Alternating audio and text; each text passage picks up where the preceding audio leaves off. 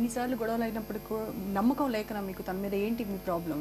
నమ్మకం అంటే ఇప్పుడు ఇద్దరు బాబులైనాక ఇంకా వాళ్ళ మదర్ వాళ్ళు ఇంకా ఏంటంటే ఫోర్స్ ఇంకా పిల్లలు కావాలి అంటే నాకు ఇద్దరు పిల్లలు ఉన్నారు వాళ్ళే చాలు ఇంకా ఆపరేషన్ చేయమని నేను హాస్పిటల్లో ఉన్నప్పుడు కూడా మా అత్తయ్య కాల్ చేసిన వాళ్ళ కాల్ కలవకున్నా కూడా వాళ్ళ సిస్టర్ కాల్ చేసి సిగ్నేచర్ పెట్టడానికి నా కొడుకుకి పేరెంట్స్ అక్కడ కూడా ఏం చేశారంటే మీ హస్బెండ్ వచ్చి సిగ్నేచర్ పెడితే మీకు ఆపరేషన్ అయిపోతుంది అని నేను అక్కడ కాల్ చేసినా కూడా వాళ్ళు రాలేదు మేడం.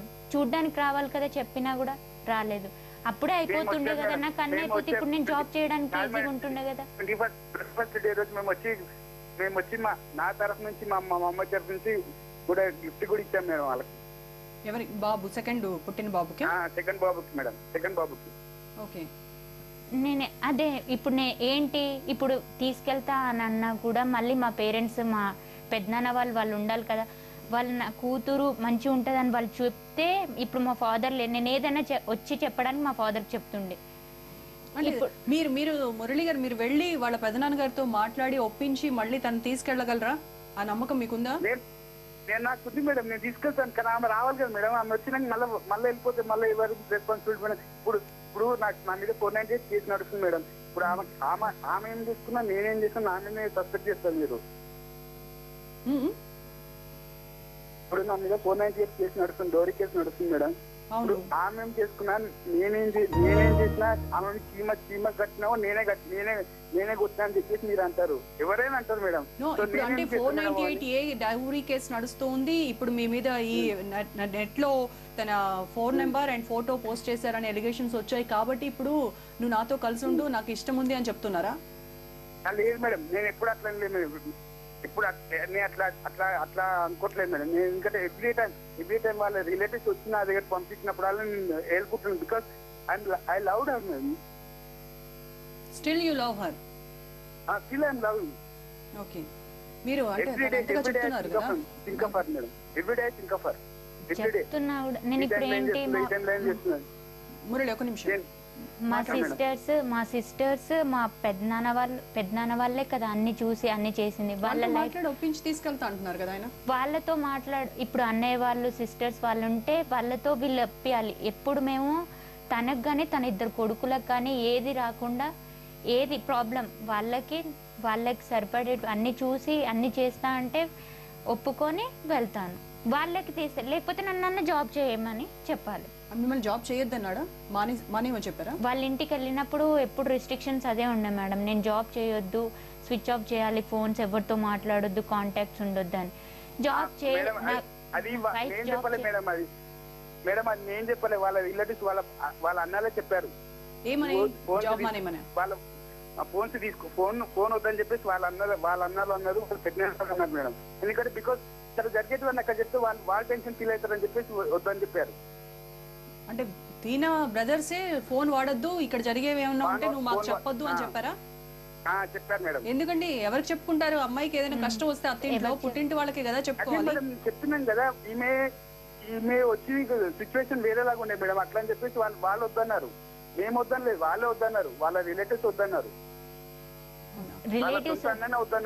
ఫోన్ లేకపోతే మరి కాంటాక్ట్స్ నాకు ఏదైనా ప్రాబ్లం జరిగింది ఎట్లా తెలిస్తే బయట వేరే వాళ్ళ కాల్ ఫోన్ చేయాలంటే కూడా వాళ్ళ అన్న వాళ్ళతో వాళ్ళ అమ్మతో మాట్లాడడానికి కూడాను గణేష్ చతుర్థి రోజు బయటకు వచ్చి మరి అక్కడ ఉన్నటువంటి కానిస్టేబుల్ సెల్ లోంచి మాట్లాడినటువంటి పరిస్థితులు ఉన్నాయి నాకు నా లైఫ్ లో అని చెప్తున్నారు ఆవిడ. బయటికి వెళ్ళి అక్కడ ఉన్న పోలీస్ కానిస్టేబుల్ సెల్ లోంచి నేను మా వాళ్ళతో మాట్లాడాను, ఇంత దౌర్భాగ్య పరిస్థితి నాకు కల్పించారు అత్తవారింట్లో అని చెప్తోంది.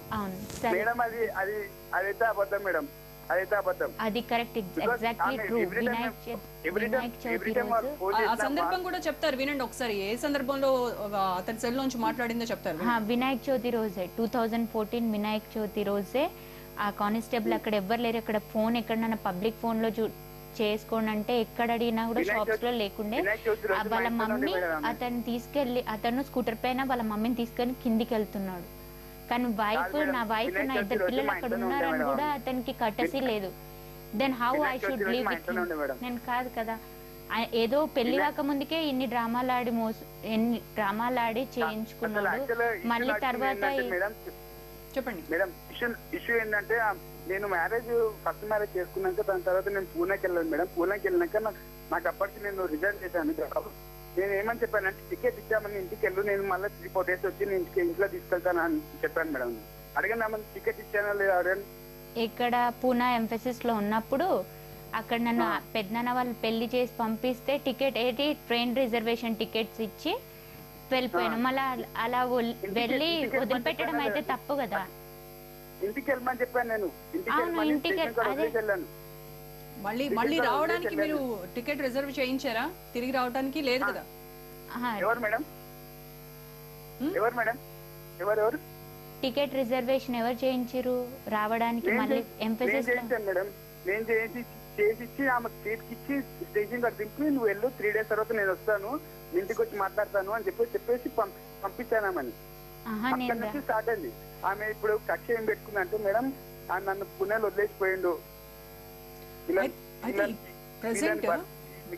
ఎంఫసిస్ లో ఉన్నప్పుడు అక్కడ ఉన్నప్పుడు ఒక హోటల్లోనే రిజర్వేషన్ అక్కడికి ట్రైన్ టికెట్ తీసుకొని నువ్వు 5 వరకు చూసి టికెట్ రిజర్వేషన్ చేసి మీరు వాటికి బాధపడ్డారు, వదిలేసాడు, మళ్ళీ వచ్చాడు, పెళ్లి చేసుకున్నాడు, everything is going on smoothly అని అనుకున్నప్పుడు ఇప్పుడు తారసపడినటువంటి ఈ సందర్భం ఫోటోలు పెట్టడము మిమ్మల్ని హర్ట్ చేయడం. నేనైతే పెట్టలేదు బికాస్ ఆమె చెప్తే ఆమె కాదు నా ఇష్టం పోతుంది madam. Because is my wife. ఆమె నా ఇష్టం పోతుంది. పలానా మురళి వాళ్ళ వైఫ్ ఫోటో అట్లా పడ్డదంట నా ఇష్టం పోతుంది. బికాస్ బయట తిరిగేటం నాకు ఎట్లా ఉంటుంది మేడం? నేను కానీ మరి ఖచ్చితంగా మీరే పెట్టారని అంటుంది కదా. నేను పెట్టలేదు మేడం. బికాస్ ఆమెకి నా మీద చెప్పొద్దు కానీ నా మీద చాలా స్పీకర్ వరకు వచ్చాను మేడం. ఆమె రైట్. ఇది జరిగి 5-6 days అవుతుంది కదా మురళి. మరి మీరు అసలు ఎవరు చేస్తుంటారు అని పోలీస్ కు వెళ్ళి కంప్లైంట్ చేయడం కానీ అదేదైనా చేశారా? ఎనీవేస్ మీరు దూరంగా ఉన్నప్పటికీ కూడాను still you are loving her అని చెప్తున్నారు, you are ready to live with her అని చెప్తున్నారు కదా. నేను అడిగాను పోయి మలక్పేట్ PS లో కేసు బుక్ చేస్తానంటే ఆల్రెడీ రమేష్ సార్ ఏమన్నాడంటే ఆల్రెడీ ఉంది కేసు, నేను పర్సనల్ గా తీసుకొని నేను చూస్తానని చెప్పేసి అతను అన్నాడు మేడం. మీరు కంప్లైంట్ చేశారు ఆల్రెడీ దీనిపైన? చేశాను మేడం. ఆ విషయం మరి మీ ఆవిడకి చెప్పారా ఫోన్ లో? ఆమె ఫోన్ లేదు మేడం. ఆమెకి కాంటాక్ట్ లేదు. ఆమె ఫోన్ చేద్దామంటే ఫోన్ కాంటాక్ట్ లేదు, ఫోన్ స్విచ్ ఆఫ్ ఉంటుంది. తనుండే ప్లేస్ తెలుసు కదా మీకు?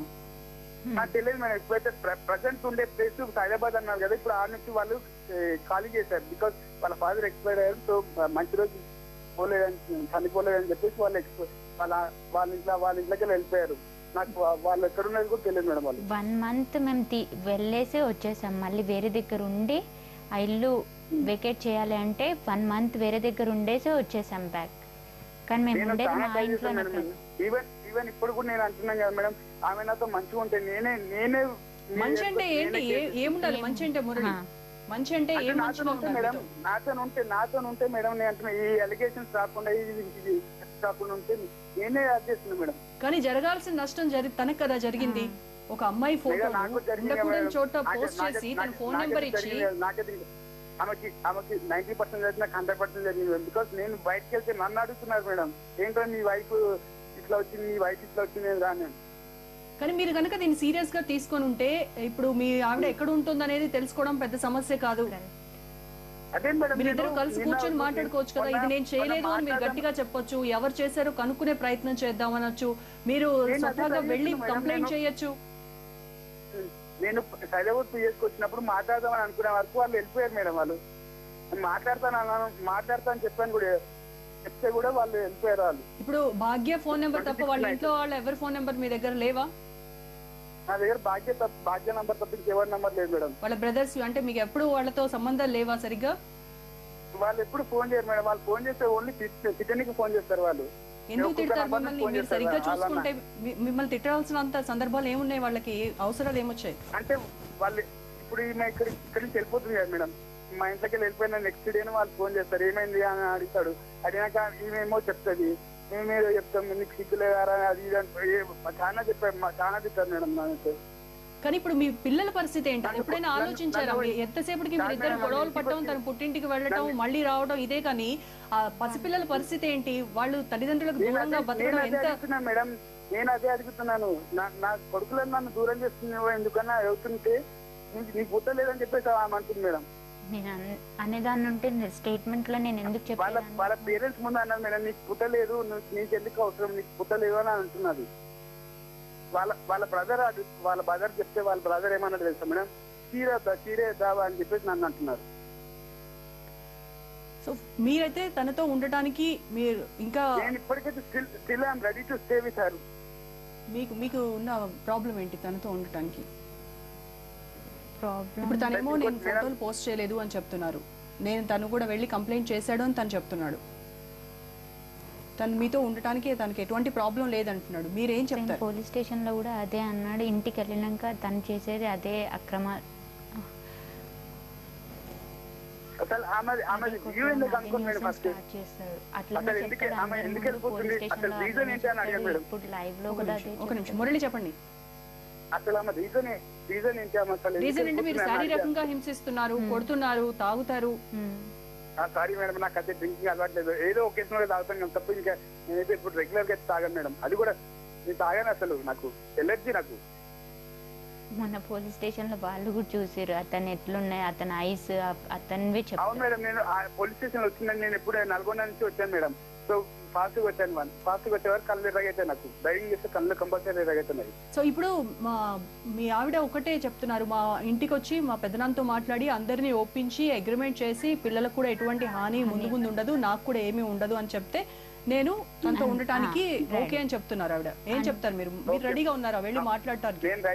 నేను రెడీగా ఉన్నాను కానీ బట్ ఆమె నా మీద కేసులను తీసేసుకోవాలి మేడం. కేసులు విత్డ్రా చేసుకుంటుంది కాబట్టి మీరు ఉండడానికి రెడీగా ఉంటున్నారు, అంతేనా? లేదు మేడం, నేను ఆమె కేసు తీసుకోకుండా ఉండడానికి రెడీగా ఉన్నాను, తీసుకోకపోయినా రెడీగా ఉన్నాను. మరి మీరు మెలిక పెడుతున్నారు కదా? ఏం మేడం? మెలిక పెడుతున్నారు కదా మీరు, తను నాతో ఉండాలి అని అంటే నా మీద ఉన్న కేసులన్నీ కూడా విత్డ్రా చేసుకోవాలని చెప్తున్నారు. అట్లా అంటుంది మేడం, ఎందుకంటే నేను ఏంటంటే ఫర్దర్ గా ఏం రాకుండా ఉండడానికి అంటున్నాను మేడం, అంతే తప్ప ఇంకేం లేదు. లేకున్నా కేసు అట్లా ఉన్నా కూడా నేను రెడీగా, నేను యాక్సెప్ట్ చేయడానికి రెడీగా ఉన్నాను.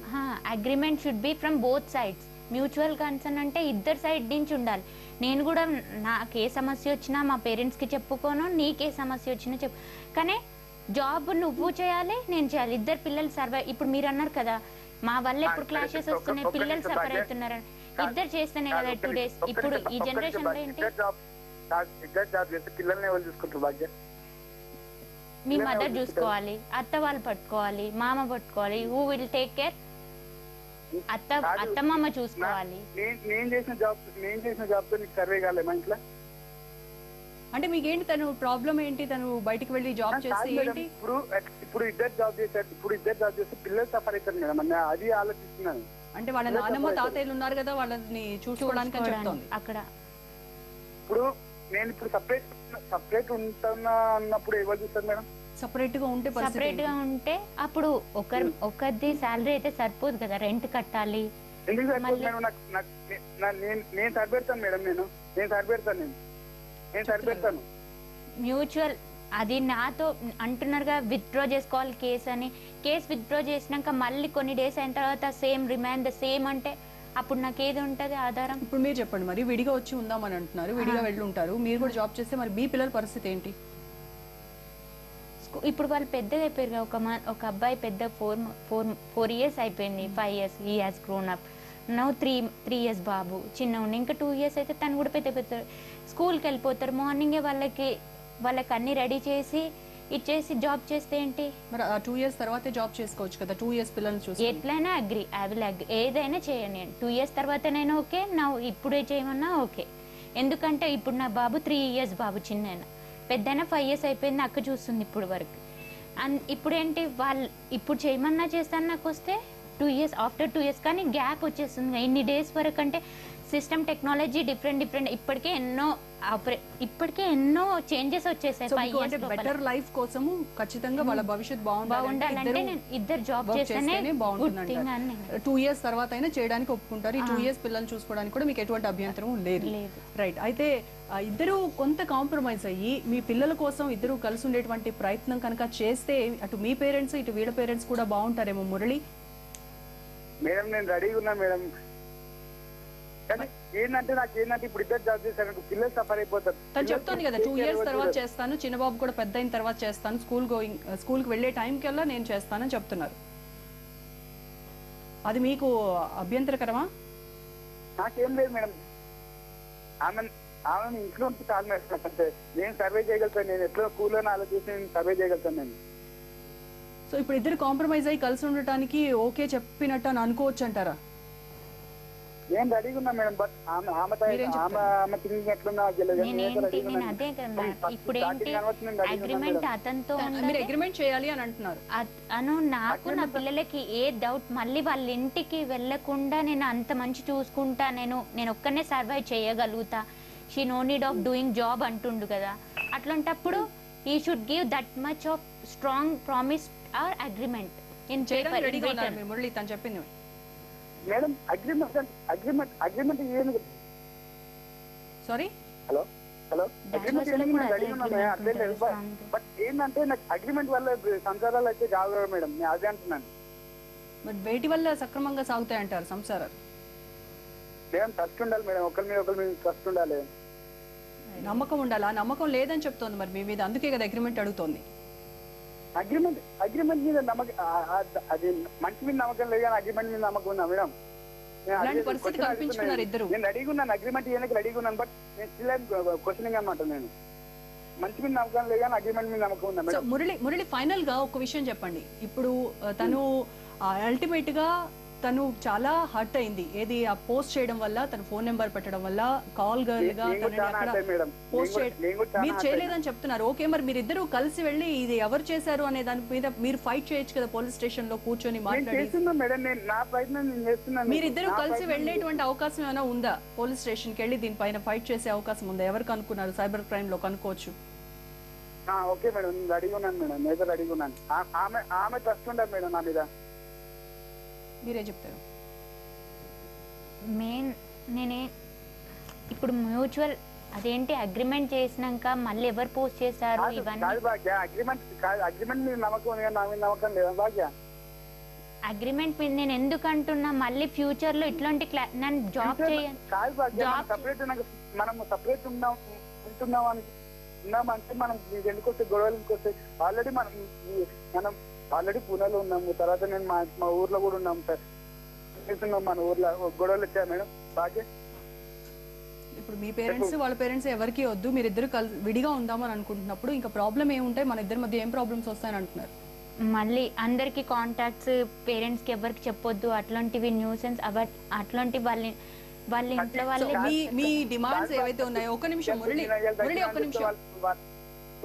ఒక నిమిషం అండి. మీ డిమాండ్స్ ఏవైతే ఉన్నాయో, మీరు తనతో మీ భర్త ఫ్యూచర్ లో మీతో ఎలా ఉండాలనుకుంటున్నారు, అతని నుంచి ఏమేమి కావాలనుకుంటున్నారు, ఇవన్నీ కూడా అగ్రిమెంట్ లో రాస్తే తను సైన్ పెడితే మీరు తనతో ఉండడానికి మీకు ఎటువంటి అభ్యంతరం లేదు. మీరు చేయడానికి రెడీగా ఉన్నారు మురళి? తన డిమాండ్స్ అన్నిటికీ, తన అగ్రిమెంట్ కి మీరు ఖచ్చితంగా ఉంటాను, కలిసి ఉంటాను, ఇవన్నీ చేస్తానని అగ్రిమెంట్ మీద సైన్ చేయడానికి రెడీ? మేడం నాకు అగ్రిమెంట్ మీద నమ్మకం లేదు, నేను ఆమెను ట్రస్ట్ చేస్తున్నా, still I'm trusting. So whatever, but she is demanding that agreement kada. What are the consequences which have faced in the past? I should not. మళ్ళీ గతాన్ని తవ్వకండి ఇంకా మురళి. మళ్ళీ గతాన్ని తవ్వితే మళ్ళీ మొదటికి రావాల్సి ఉంటుంది. అది పక్కన పెట్టేసి జరగబోయే దాని గురించి ఆలోచించండి. మీ పిల్లల భవిష్యత్తును దృష్టిలో పెట్టుకొని మీరిద్దరు మంచి నిర్ణయం తీసుకుంటే అందరూ సంతోషిస్తారు. రేపటి నాడు ఏమైనా అయినా నేను అగ్రిమెంట్ చేశాను, నువ్వు ఇట్లా చేస్తావు అది అంటారు, నేను అట్లా అని చెప్పి నేను అంటున్నాను. మరి దీనికి ఎక్కడ ఫుల్ స్టాప్, ఎక్కడ ఎండ్, ఎక్కడ మీ కథకి? హ్యాపీగా ఉంటే ఏ క్లాషెస్ లేకుండే నేను ఎందుకు మళ్ళీ మా ఇంటి వాళ్ళకి కంప్లైంట్ చేస్తాను? ఎందుకంటే అతని మీద నాకు నమ్మకం లేదు కాబట్టి నేను అతనితో వాళ్ళ పేరెంట్స్ తో ఇవన్నీ బేర్ చేసిన కాబట్టి పాస్ట్ లో ఫ్యూచర్ లో రాకుండా ఉండాలని అగ్రిమెంట్ ఐఎమ్ డిమాండింగ్. మీరు అగ్రిమెంట్ మీద సంతకం చేస్తానన్నారు కదా, మళ్ళీ ఎందుకు వెనకడుగు వేస్తున్నారు? కాదు మేడం, నేను ఇప్పటికీ రెడీగా ఉన్నాను, అగ్రిమెంట్ చేస్తాను. ఏంటంటే ఆమె ఏమంటున్నారు సార్, మళ్ళీ రేపటి నాటి నువ్వు అగ్రిమెంట్ చేసావు, నువ్వు ఇట్లా ఏం చేసావు అని ఎవ్రీథింగ్ ఇంకా రిటర్న్ ఫామ్ లో ఉంటుంది. మీరు సైన్ చేసి ఉంటారు అక్కడ, మీరు మాట్లాడడానికి ఏమీ ఉండదు. మీరు అన్ని ఇష్టపడే వీటన్నిటికీ ఓకే చెప్పి మీరు ముందుకు వచ్చారు అనేది అక్కడ దాన్ని బట్టి అర్థమవుతుంది. అగ్రిమెంట్ మీద సంతకం అంటే మీరు దాన్ని చేయడానికి రెడీగా ఉన్నారు. అవన్నీ చేస్తే మీతో కలిసి జీవించడానికి, జీవితాన్ని పంచుకోవడానికి మీ భార్య కూడా రెడీగా ఉంది. సో ఫైనల్ గా మీరిద్దరూ చేయాల్సింది ఏంటి అని అంటే, మీరు కాదు అని చెప్తున్నారు, పోస్ట్ చేసింది, ఫోన్ నెంబర్ పెట్టింది. సో అలాంటప్పుడు ఇద్దరు కలిసి దీనిపైన ఫైట్ చేసి ఒక సొల్యూషన్ దిశగా మీరు ఇద్దరు కూడా అడుగులు వేయాలి. మీ పిల్లల భవిష్యత్తు బాగుండాలని ఎన్టీవీ కూడా కోరుకుంటుంది. సో ఈ దిశగా మీరు ప్రయత్నించండి. మీ భర్తతో కలిసి ఉండేటువంటి ప్రయత్నం చేయండి భాగ్య. సో ఇది న్యాయ పోరాటానికి దిగుతానన్నటువంటి భాగ్య కథ. సో మరి వీళ్ళిద్దరూ కూడా కలిసి ఉండటానికి